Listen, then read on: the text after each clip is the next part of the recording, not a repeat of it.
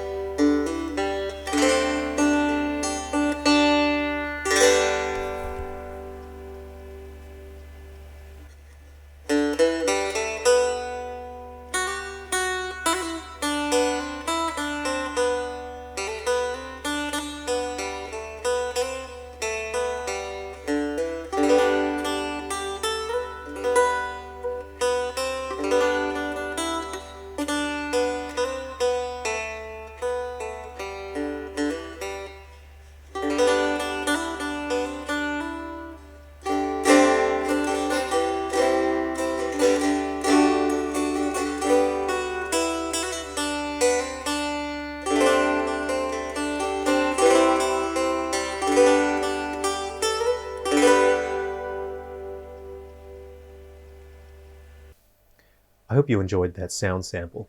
You can see I don't really need this to look pretty, so the way that I was able to attach this neck that came from a banjo was to make sure that it fits and lines up with the wood of the instrument, and I use these two very long screws that run down the neck there, and it's quite stable. I have taken this to a bluegrass jam where people were first shocked and then pleasantly surprised by the sound of the instrument.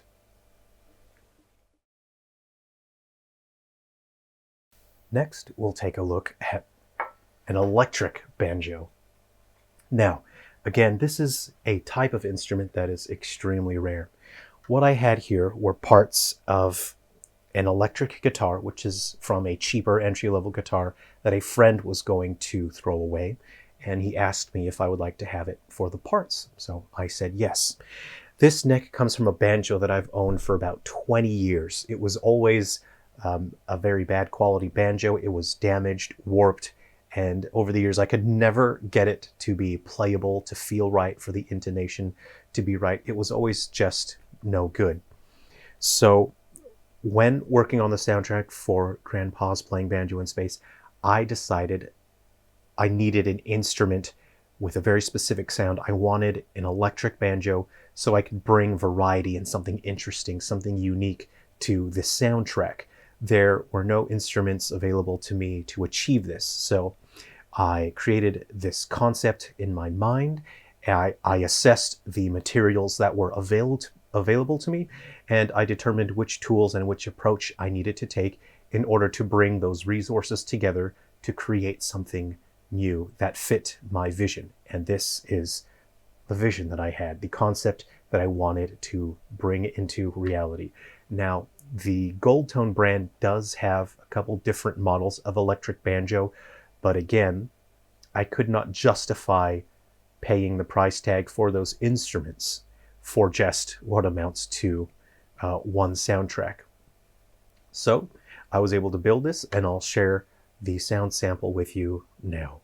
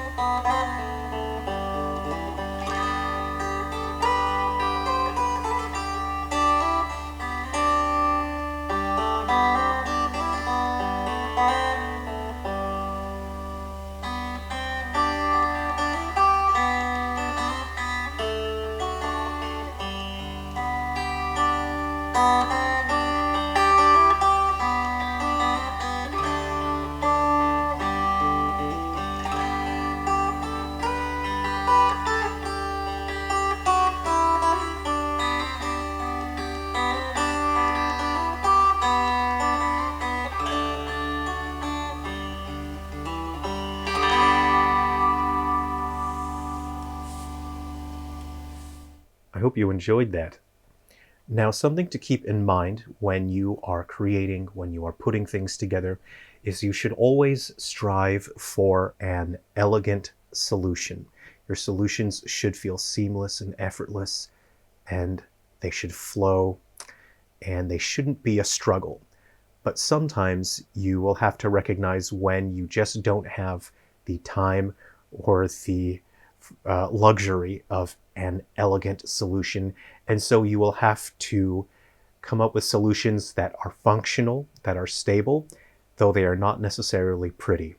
In this situation, I know that no one needed to look at the back of this electric banjo. So you can see this is not pretty. There are screws here, and there were some limitations and constraints that led me to this decision. But again, I was constrained by time, and there wasn't a need for me to make this pretty. So I did not need to waste my resources and my time making this look pretty. No one's ever going to see this anyway. So that is a bit of the thought process when it comes to creating, especially for me when it comes to creating custom instruments for my soundtracks. When it comes to music, I always want to create something interesting for people. And it's not just about, oh, I have a different instrument, it will get me a slightly different sound. For me, it also allows me to think differently as a composer. It allows me to explore different ideas and concepts. Physically, I get to engage with the music differently. It allows me to think differently. It broadens my horizon, and at the end of the day, it allows me to write music that is interesting and not just the same autopilot compositions that otherwise would happen if I was only working on a synthesizer. I hope this video has been interesting to you. If you would like to hear some of my music, I'll put the links in the description for 2 of my soundtracks.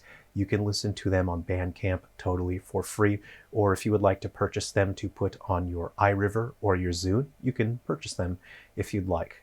I'll also put a link to a recent road trip video where I take you guys on a road trip and we can enjoy some music and some scenery. Please take care of yourselves. I'll see you around.